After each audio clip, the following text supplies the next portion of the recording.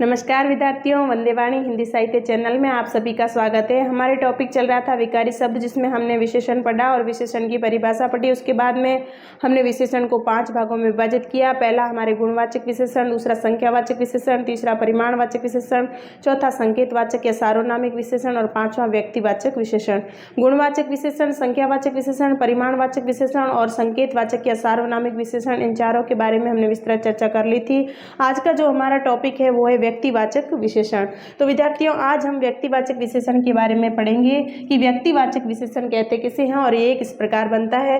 तो विद्यार्थियों, इसकी जो परिभाषा है उसके बारे में हम ये पढ़ रहे हैं कि वे विशेषण जो व्यक्तिवाचक संज्ञाओं से बनकर अन्य संज्ञा या सर्वनाम की विशेषता बताते हैं। यानी वे विशेषण जो व्यक्तिवाचक संज्ञाओं से बनकर अन्य संज्ञा या सर्वनाम की विशेषता बताते हैं, उन्हें हम व्यक्तिवाचक विशेषण कहते हैं।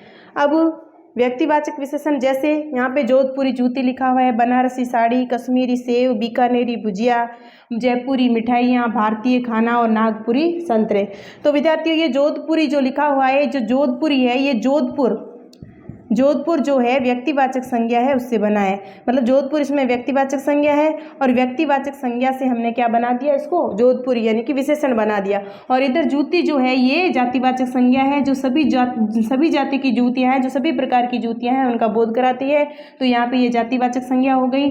और जातिवाचक संज्ञा और ये जो व्यक्तिवाचक संज्ञा जो विशेषण बन के जातिवाचक संज्ञा का यहाँ पे क्या करवा रही है, बोध करा रही है, इसकी विशेषता बता रही है। तो यहाँ पे व्यक्तिवाचक विशेषण हो गया। और इधर देखो बनारसी साड़ी, तो बनारसी शब्द जो है बनारस से बना है। और बनारस क्या है, बनारस भी एक स्थान विशेष है, जो एक स्थान विशेष का बोध कराते हैं, जो एक पर्टिकुलर एक स्थान है जिसका नाम है बनारस, और उससे हमने बनारसी बना दिया तो ये विशेषण बन गया और बनारसी से बनारसी साड़ी बन गई। अब ये जो साड़ी है ये जातिवाचक संज्ञा है, लेकिन जैसे ही बनारसी साड़ी आया तो ये एक विशेष प्रकार की साड़ी हो गई, ये एक व्यक्तिवाचक विशेषण हो गया, क्योंकि ये बनारसी जो है एक विशेष साड़ी है जिसका नाम दे रखा है बनारसी। मतलब बनारस की प्रसिद्ध साड़ी है, उसे हम बनारसी साड़ी कहते हैं। तो ये व्यक्तिवाचक विशेषण हो गया। अब है कश्मीरी सेव।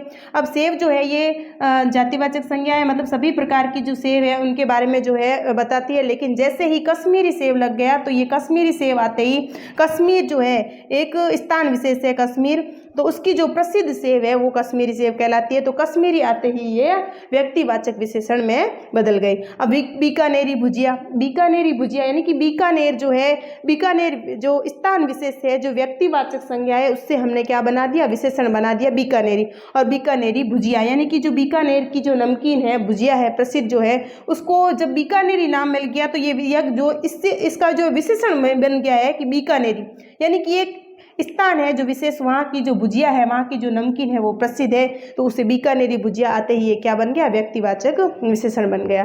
उसी प्रकार जयपुरी मिठाइयाँ। अब जयपुर की जो प्रसिद्ध मिठाइयाँ, जयपुर से जयपुरी बना, यानी कि जयपुर है एक स्थान विशेष और उससे क्या बना दिया हमने व्यक्तिवाचक संज्ञा से विशेषण बना दिया। और मिठाइयाँ, सभी प्रकार की मिठाइयों का बोध कराती है, यानी कि मिठाइयाँ भी क्या है, जातिवाचक संज्ञा है। लेकिन जैसे ही जयपुरी मिठाइयाँ आया तो ये क्या बन गया, व्यक्तिवाचक विशेषण बन गया। अब भारतीय खाना। अब खाना मतलब भोजन जो है वो जातिवाचक संज्ञा है, खाना जातिवाचक संज्ञा है, लेकिन जो भारतीय शब्द है ये वो किससे बना है, वो भारत से बना है। और भारत हमारा क्या है, भारत हमारा देश, मतलब व्यक्तिवाचक एक संज्ञा है। व्यक्तिवाचक संज्ञा होने के कारण जब व्यक्तिवाचक संज्ञा को हमने ये प्रत्यय लगाया तो ये क्या बन गया, भारतीय बन गया। और भारतीय बनते ही ये विशेषण बन गया और विशेषण बन के ये जो है संज्ञा का जो जातिवाचक संज्ञा है उसकी विशेषता बता रहा है, तो ये व्यक्तिवाचक विशेषण हो गया। अब नागपुरी संतरे। अब नागपुर जो है ये भी क्या है, ये व्यक्तिवाचक संज्ञा है, क्योंकि स्थान विशेष है और स्थान विशेष का जो भी नाम है उसको हमने व्यक्तिवाचक संज्ञा में रखा। और नागपुर को जैसे ही हमें नागपुरी में बनाया, नागपुरी में बदला तो ये विशेषण बन गया। और नागपुरी संतरे यानी कि नागपुर के जो प्रसिद्ध संतरे हैं उसकी जो विशेषता का बोध कराते हैं, तो ये क्या हो गए, ये भी व्यक्तिवाचक विशेषण हो गए। अब विद्यार्थियों, व्यक्तिवाचक विशेषण इन वाक्यों में जैसे जोधपुरी है, बनारसी है, कश्मीरी है, बीकानेरी है, ये जो शब्द आए हैं ये क्या है, ये व्यक्तिवाचक विशेषण है। व्यक्तिवाचक विशेषण के बारे में हमने आज जो चर्चा की है उसके कल हम जो है ये जो व्यक्तिवाचक विशेषण के बारे में कुछ उदाहरण और लेंगे। उसके बाद में हम जो है विशेषण की जो अवस्थाएं हैं उसके बारे में पढ़ेंगे कि विशेषण की अवस्थाएं कितनी है। विशेषण की हमारी जो 3 अवस्थाएं हैं, उत्तमावस्था, मूलावस्था और उत्तरावस्था, इनके बारे में हम पढ़ेंगे। आज के लिए इतना ही, धन्यवाद।